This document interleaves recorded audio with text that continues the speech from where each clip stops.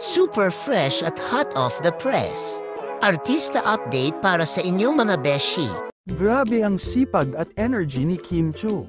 Tila hindi napapagod ang Chanite Princess. Kahit ang kanyang breakfast ay heavy load intervals kasama ang kanyang mga coach.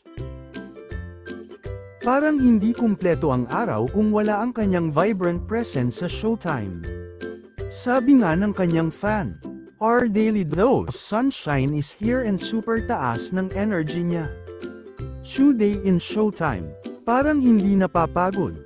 Nag-iisa ka Chanite Princess, kaya naman, maraming blessings ang tuloy-tuloy na dumarating sa kanya. Kaya rin maraming brands ang nagre-renew ng contract. Talaga namang napaka-inspirational ng kanyang energy at dedication. Thankful at grateful si Kim Chiu sa another year with her sisters in the Napkin family. Talaga namang hindi mapigilan ang blessings para sa minamahal nating si Kim. Sa dami ng kanyang endorsements at projects, talagang walang makakapigil sa kanyang success. Excited na rin ang lahat sa June 30, kung saan muling magkakasama sina Kim at Paolo Avellino sa Birmingham para magpasalamat at magpakilig sa ating mga kababayan na walang sawang sumusuporta sa kanilang tambalan. Siguradong magiging isang memorable at heartwarming event ito para sa lahat. 30 sa Birmingham, UK! Happy birthday to you!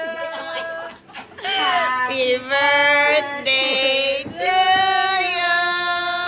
Happy birthday! Happy birthday! Happy birthday to you!